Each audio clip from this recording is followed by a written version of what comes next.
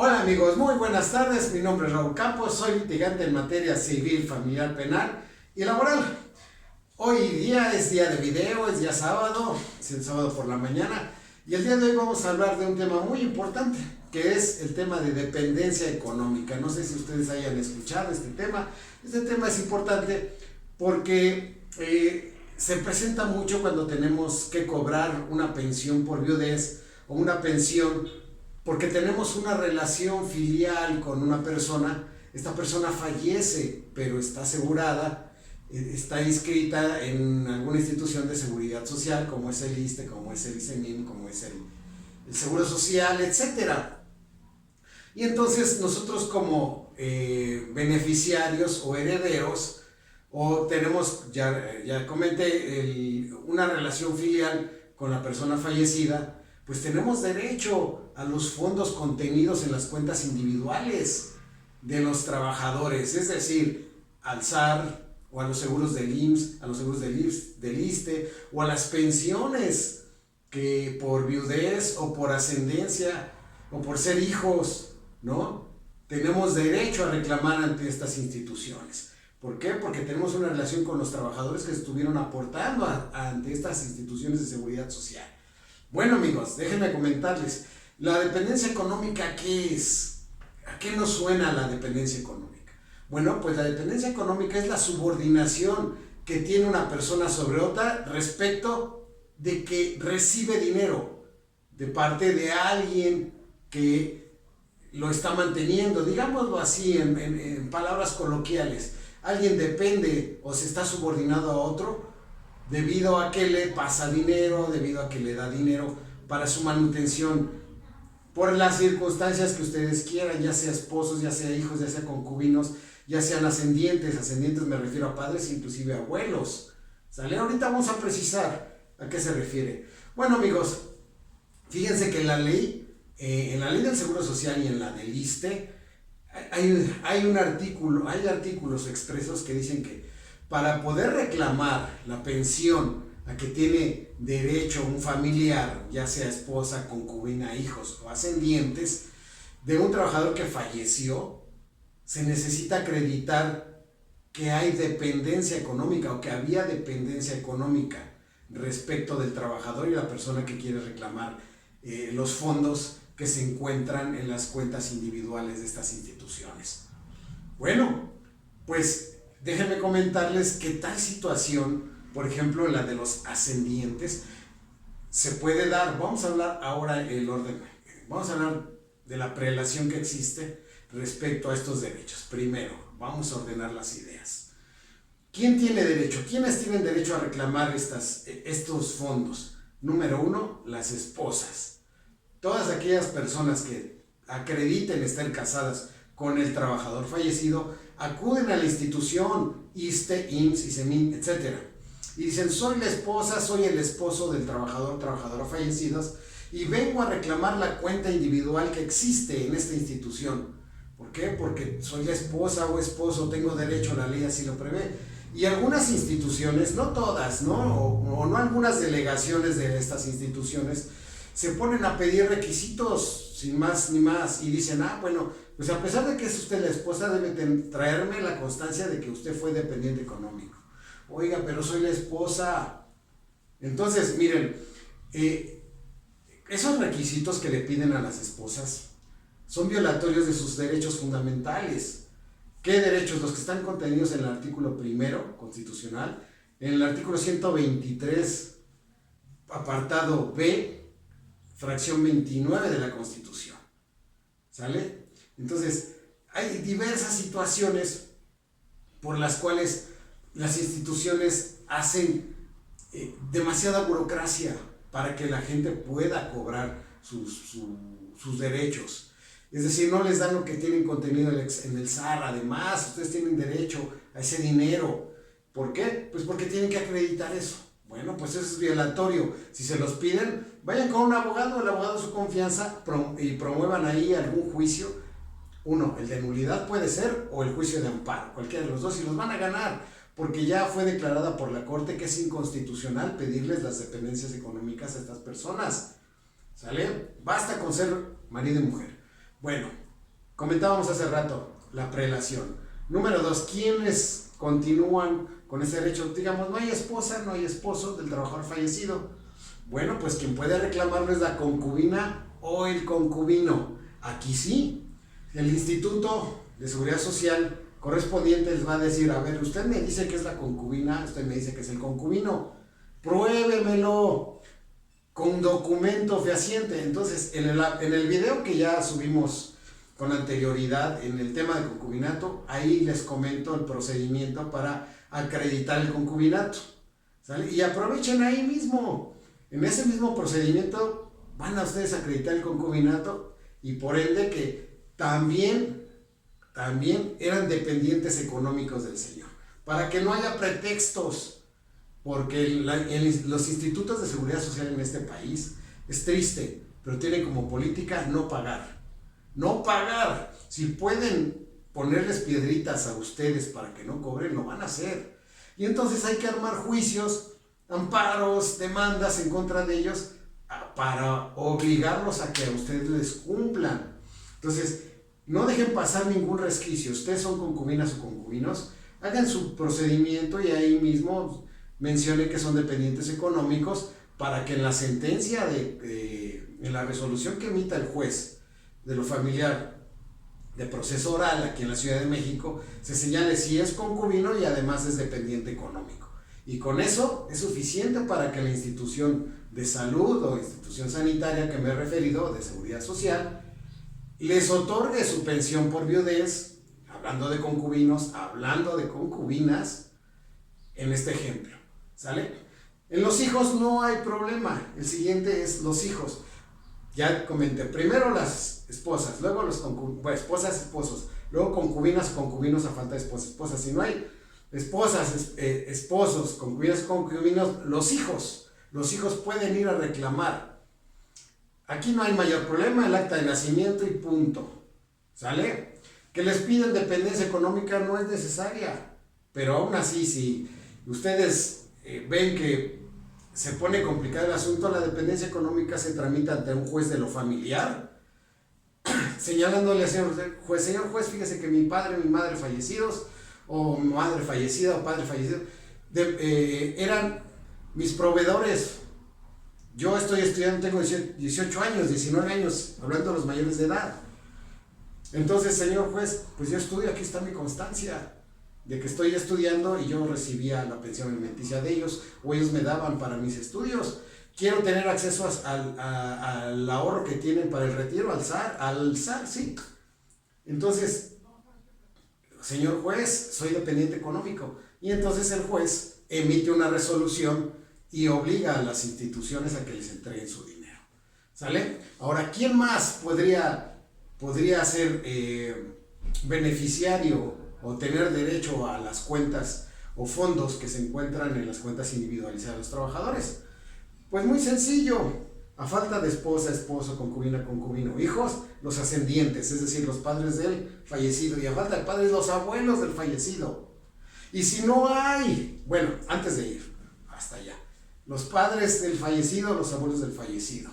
Aquí había un artículo de la ley del ISSSTE, por ejemplo, el 75, fracción quinta, vigente hasta el año 2007, donde decía que forzosamente tenían que acreditar los padres del fallecido, forzosamente haber sido dependientes económicos del fallecido por 5 años antes de que hubiese fallecido. Háganme ustedes el favor, ese artículo lo aplicaban hasta el 2007 y no les entregaban su dinerito a los padres del trabajador fallecido. Era un absurdo, afortunadamente se declaró inconstitucional y ya no aplica, ¿sale?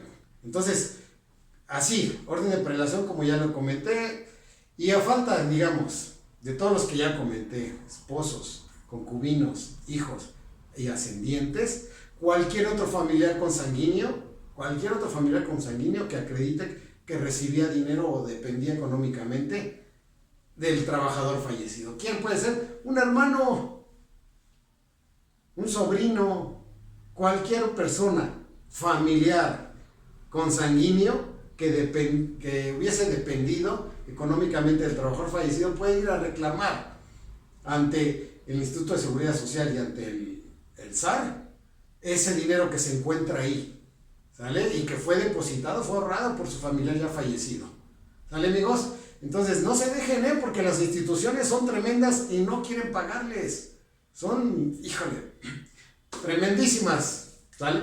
Bueno, amigos, como ya agotamos este tema respecto a quienes tienen derecho, ahora les voy a comentar cómo se hace.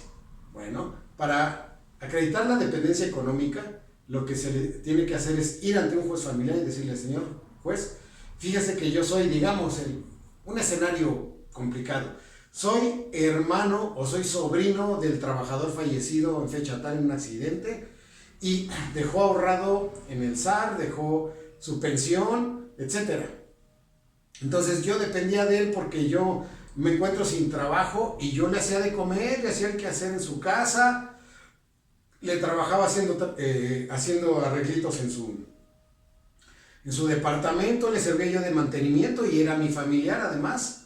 Entonces yo dependía económicamente de él, así es que pues su fallecimiento me afecta directamente, por lo que pues vengo a solicitar se me pague a mí el ahorro en el SAR, del SAR, que se encuentra contenido en el SAR, y la pensión que tiene ahí el señor guardado, porque yo era dependiente económico de él.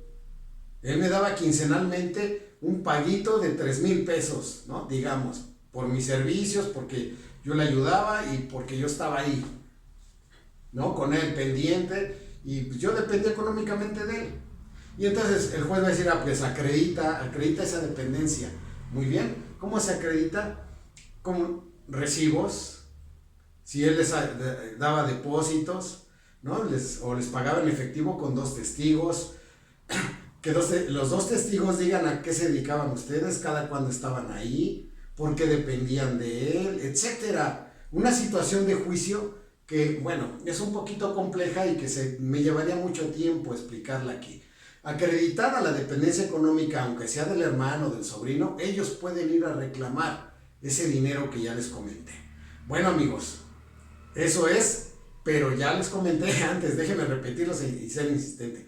Si no tiene esposa, concubinos, etcétera, hijos o ascendientes, entonces ya entran los sobrinos, los tíos, los hermanos, todos los que ya comenté, siempre y cuando no haya los anteriores, ¿sale? No se vale saltarse esa prelación, no se vale que el sobrino vaya a cobrar y teniendo esposa el fallecido, no, los van a mandar al diablo, obviamente, y si ustedes quieren pasar de listos van a cometer un fraude procesal ahí, ¿no? Entonces tengan mucho cuidado, ¿sale? Bueno, vamos a pasar a las preguntitas, que hoy sí van a estar un poquito largas las explicaciones porque las he dejado pasar, pero hoy sí vamos a resolverlas todas en lo posible. Dice: aún casados, ¿se puede pedir pensión porque el señor ha incumplido con sus obligaciones y seguimos casados y cohabitando? Sí, claro que sí, amiga. Sí, aunque usted esté casada con el señor y sigan viviendo juntos y cohabiten juntos y el señor no da para las necesidades y gastos de usted y sus hijos, obviamente le pueden mandar la pensión y le van a dar la pensión aunque ustedes sigan casados y viviendo juntos. Eso no es ningún impedimento. La pensión solo va relacionada con el gasto, con que usted pueda solventar todas sus necesidades, ¿vale? La siguiente: ¿qué pasa cuando una persona se sale de trabajar para evadir la pensión y se va a otro trabajo? Bueno, si ya está fijada una pensión alimenticia, el señor se sale de manera dolosa, es decir, renuncia, usted lo puede denunciar, es un delito. Eso de renunciar de manera dolosa para evadir la pensión es un delito, lo puede denunciar ante el Ministerio Público. Y si lo localiza en otro trabajo, decirle al juez de lo familiar: señor juez, usted fijó una pensión, el señor ya lo localicé, está en otro lado, me debe tantas pensiones porque dejó de trabajar, quiero que se las cobre y se le descuente en el nuevo trabajo donde está. Gírele oficio al patrón para que nos diga cuánto gana y le descuente y me lo entregue a mí. En caso de que sea informal, por ejemplo, hay gente que se sale de una empresa formal y se va de taxista, por decir algo, de electricista, de plomero, carpintero, no son formales, se le tiene que requerir al señor para que pague todas las pensiones que debe y que manifieste bajo protesta, decir verdad, cuánto gana. Yo le sugeriría, como ya lo he comentado en otros videos, que le soliciten al juez, le haga una pericial en trabajo social al señor para que vea cuáles son sus ingresos y de ahí se fije una pensión cierta y segura para que no les falle el señor. ¿Sale? Siguiente.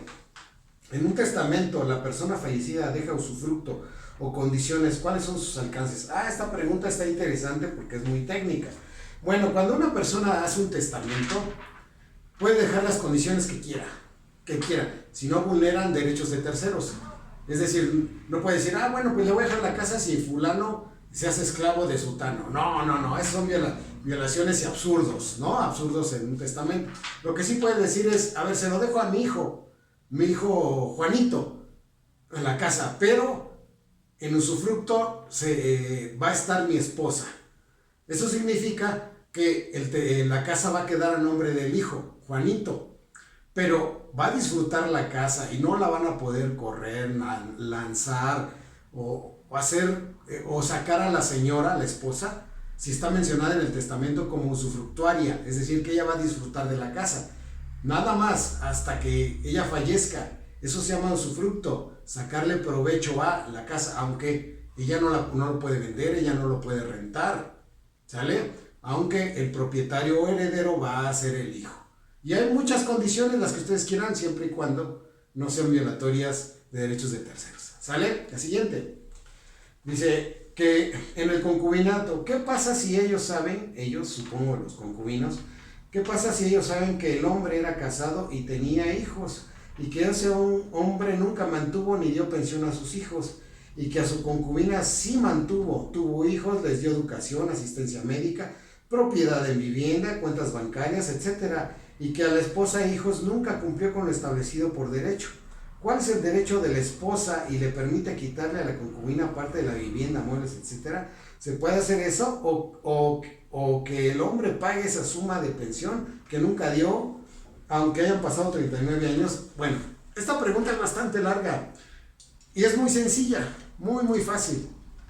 Yo aquí observo que la querida suscriptora que me hizo esta pregunta se pasó 39 años, o conoce a alguien que se pasó 39 años, viendo cómo el señor iba y venía, ¿no? Se fue, 39 años vivió con la concubina, o estuvo yendo y viniendo, como ya dije, y allá dio muchas cosas, muchas cosas, y con la esposa no dio nada. Bueno, número uno, si hay esposa, no hay concubina. Se llama amaciato, se llama unión de hecho, se llama como ustedes quieran, pero concubinos no. ¿Por qué? Porque el concubinato requiere un requisito, y ese requisito es que los dos, tanto la concubina y el concubino, sean solteros, estén libres de matrimonio.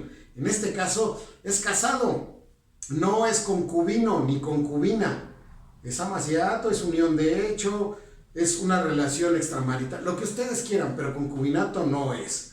Ahora, yo le pregunto a la querida suscriptora, mire, usted dejó pasar muchísimo tiempo, usted tiene el derecho y tuvo el derecho desde que el señor se fue o estuvo con otra persona, desde que inició una relación con otra persona. ¿Cuál era su derecho? Iniciar los trámites del divorcio, solicitar liquidación de sociedad conyugal y pensión alimenticia de usted y de sus hijos. No lo hizo durante 39 años, significa que usted estuvo conforme con lo que era su marido, con lo que fue.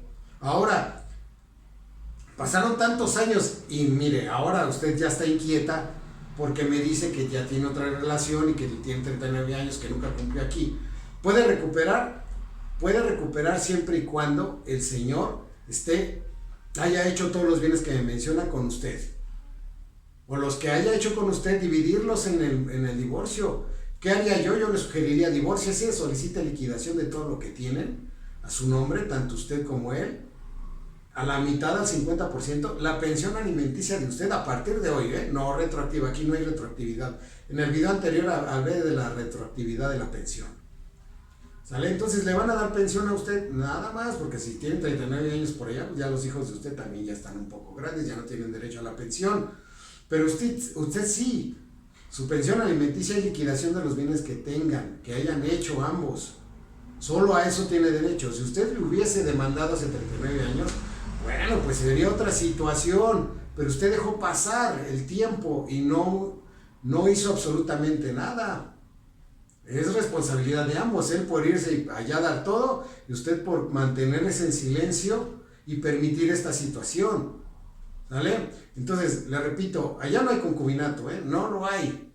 Pero sí, si allá generó bienes, o sea, es decir, el señor se fue, ya vive allá de manera definitiva, los bienes que haya hecho allá son de allá. Pero si el señor va y viene, entonces usted puede reclamar los bienes que tiene, tanto allá como acá, Eso sí, en el proceso de divorcio, solicite su liquidación de sociedad conyugal y toda la mitad, incluyendo lo que tenga la pareja del señor.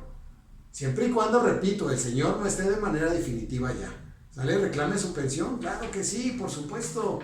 Y verá que le va a ir bien, siempre y cuando se den los requisitos que le estoy comentando. ¿Sale? Bueno, amigos, hasta aquí mi video. Y bueno, suerte, excelente fin de semana y adelante con sus demandas.